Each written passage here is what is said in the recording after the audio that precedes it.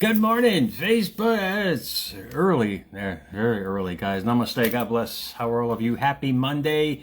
Meatballs are us. Here we are. I just want to give a quick shout out. Sorry, neighbors. I'm getting up early because I have to go to work. If I talk too loud, I'm sorry. Actually, I'm not. They're probably listening anyway. I can hear all the shit they're doing too, so what the hell. But guys, every morning at this time, when I head outside, I have to give kudos to Sammy. He's my now buddy, Sammy. Sammy is, I think, a 35-pound skunk. I'm sorry, I don't think, I know. Because this bitch he's about 35 pounds. He's like a big dust mite with a white stripe. You don't even see his head, man. He just waddles around the yard. But I got to be giving off some good energy because every time I open the door to leave my complex to go outside, and it's just sitting right there and just says, hey, just goes off and he does this thing. So I feel kind of blessed, I guess. I'm giving off the good energy, and hopefully you guys are too. But today is a direct resemblance to what I'm talking about here. I saw on the internet the other day a picture of school children, and they're walking in the subway. And this place is absolutely spotless. I mean, it's amazing what I was looking at. And they're all dressed accordingly, and they're doing their thing. And they were from Japan. And I was like, wow. I said, talk about a structured society. Talk about a society of people who really respect everything around them, you know, since what they've been through. That's kind of like in the story today, guys. It's that past that they had, they kind of let it go. They kind of let go of all of what has happened to them and what they've done in their life. And honestly, and doing a little bit of research, and it's amazing how Japan has us beat by like 10 years of lifespan. Literally, by a decade of lifespan compared to Americans here. We have every facet of technology and opportunity and information, but yet they attribute that to their diet. Well, no, meatball. A lot of it has to do with how should we say, forgiveness. And Japanese people, I respect wholeheartedly, including the whole Asian culture in general, because they believe in this axiom of thinking. And you ever hear of kintsugi? I'll try to pronounce it in a lot of syllables that it kintsugi. There you go. Yeah, I did pronounce it right. A little early for me today. I got to get some more coffee in the mind there, meatball. Basically, it's repairing broken pottery with gold or hence a precious metal. And what that does is it creates a spiritual metaphor about broken pieces putting back to make them look beautiful. Hence, a lesson in the blessing. And they've learned that wholeheartedly throughout the centuries. And it's quite astounding. The most concentration of population in their hundreds is in Japan. Guess where? Okinawa. And in fact, if you're little history buffs, you know Okinawa is basically the only point that we got into Japan before the nuclear bombs came down. And we're still there today. But, you know, think of the people having to live with these foreigners on their soil. They don't care. They're like Sam the skunk, man. They're just doing their thing and living on to be a century old piece of beautiful work. And it's not just, everybody attributes age to food. Yeah, I'll concur with that. But with science now, it's all about what you're thinking. Because if thoughts become things and you're focusing on your past every day, all you can create is more past.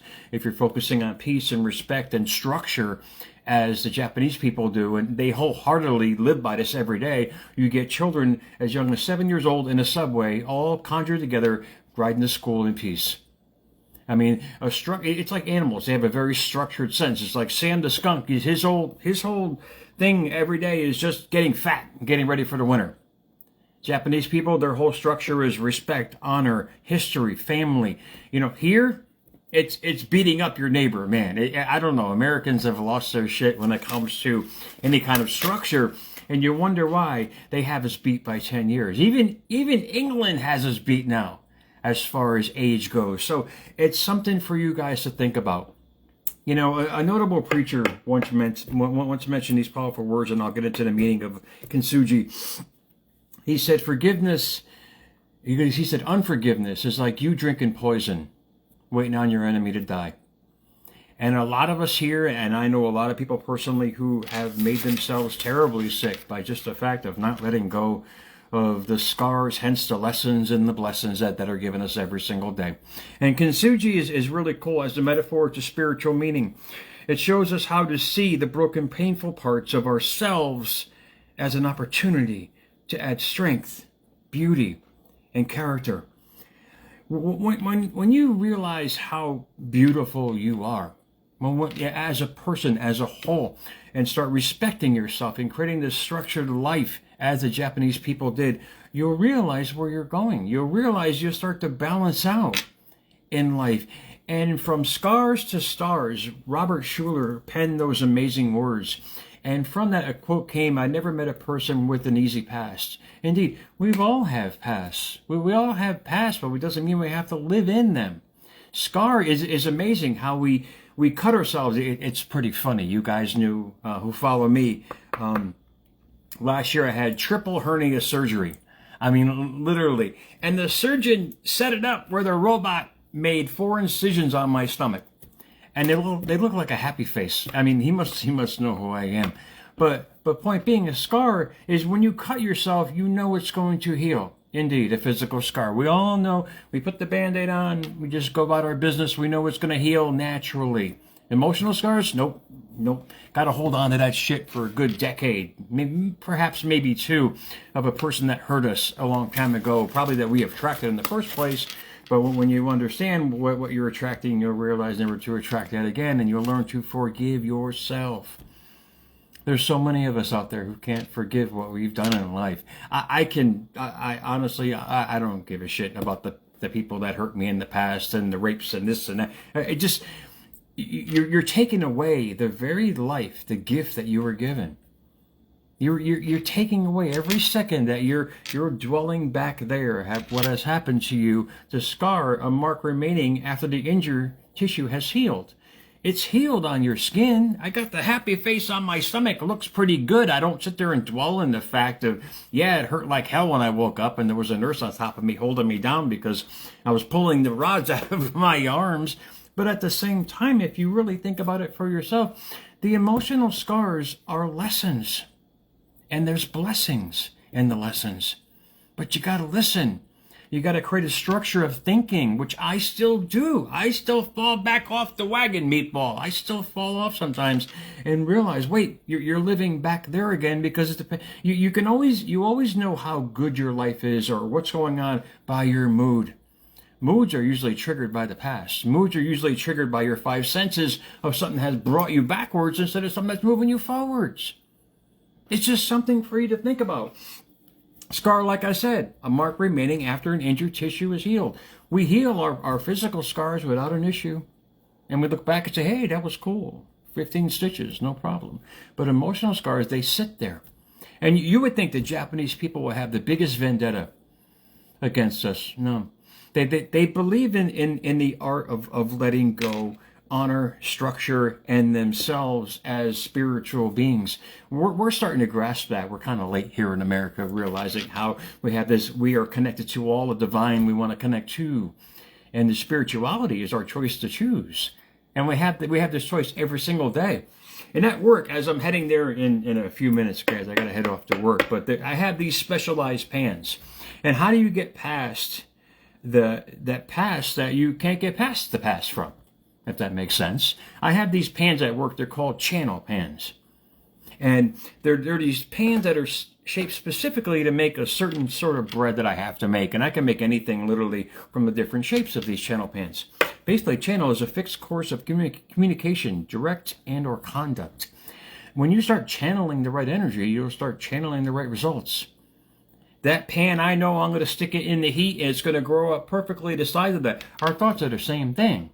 How we channel our thoughts every single day to where we want to go or where we've been or what we're focusing on or what we're dwelling on is going to manifest into that. And that's my only conclusion as far as the Japanese people is concerned, because, I mean, we literally obliterated people. And now we got a base, we invaded them. We actually have a base on their island, and they're just, and it's amazing because people in their hundreds are all living there. And they've all grown up there. We think with that kind of war mentality that they had back then, they would be like gone by now. No. These people are living and thriving and enjoying their lives and living their lives in peace, which is a big thing about spirituality and being in this life, is understanding you are peace. You can be as much peace as you choose to be, Meatball, whatever you want to do.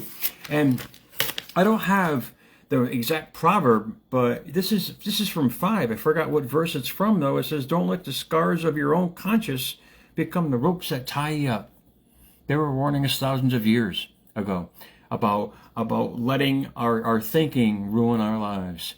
You can choose your battles or live in abundance. You can live in pain every single day and regret and anger and all this and that. John did this to me and Jane did that. You have a choice every single day. But you got to ask yourself the question, how long do you want to live? And how do you want to live? And what do you want to contribute? Because unforgiveness, you will contribute nothing except literally eating yourself alive. It was the hardest lesson for me to understand, because growing up in a neighborhood, and a lot of you friends who follow me on Facebook know me personally, it wasn't a very happy place, man. It wasn't a place of knowing and growing. It was a place of beating, running, stealing, and doing all these things attributed to getting yourself basically behind a set of 4 walls and bars, kind of like the motel room I lived in for a decade. But I had to learn the hard way, because there was a lesson in the blessing. The blessing is the epiphany of yourself, is understanding where you're going, is understanding what you're bringing to life every single day. And when you realize what you're bringing to the world, you realize how the world is responding to what you're bringing every single day. That's my only conclusion I can think of as far as what the Japanese people have done with their lives, and in other Far East countries, there. So even India is in the 70s, which is kind of sad, because that's basically the birthplace of a lot of the spirituality beliefs and concepts. But indeed, the Far East has been back thousands of years, even before that. But the point being is, we are creation machines. We are creation mental machines out there that can basically create whatever we want in life and or don't want. So ask yourself on this Monday, what are you contributing, not to the world every day, but yourself? Because that self is what's giving to the world out there. If you wake up in anger, resentment, hate, and all these things that have happened to you, expect only to create that in your daily physicality and your reality every single day. What comes from that? You guys don't have to be a rocket scientist to realize the ramifications of such negative thinking on yourself, most importantly. And the Japanese have mastered that. They've understood the fact to respect the past, honor their deceased people, honor their mistakes, most importantly, as lessons. Live in the philosophy of peace of mind and forgiveness. And yes, they eat right, and they eat all the best foods indeed, but we were spoon-fed all these mantras growing up. What goes in is the food and everything else. When they realize it's your thinking too. They forgot the most important component to a healthy, structured life is a conscious thought of yourself as this divine being able to create anything we desire. We were put on we should be put on a pedestal with all the beauty that we have inside of us, but few of us actually realize that. We've taken every mistake that we've had and embellished it and conjured up all these thoughts about it and lived in it every single day. It's affected our health, and they say, wait a minute, something's not right, I better fix myself. Yeah, it's too late, but at the same time, indeed, we're all fixable. We're all this, how should we say, kintsugi's of beauty in our life. I keep forgetting I pronounced that word so wrong. I got to break up the syllables. Remember they used to space them in school? I got to start doing that in my writing as well. But when you realize you're the most beautiful piece of pottery put back together, and the gold is your epiphany of thought about yourself. So guys, happy Monday to you. I gotta get to work, guys. Hopefully this helped. And think about it. I never met a person with an easy past. We all have a past. We've all been there. We've all done that. Every single one of us. Not unless you're a monk and you're living in a mountain, man, in a cave. But we all have a past. We've all been used, abused. We've had all these things happen to us. How do you react to it? How do you live by it? You can't blame people. You can only look at yourself in the mirror and blame yourself for dwelling on it. And when you reach that epiphany, it gets really exciting, because now you can only create better from that. It's not the other person's fault. They're gone right now, whatever they've done to you. It's not your job's fault. It's not the money's fault. It's not your ex-wife, your ex-wife. It's you dwelling on the fact that what has happened to you and not learning from that lesson, because there's a blessing in the lesson. Guys, have a good Monday. I'll talk to you guys soon, man.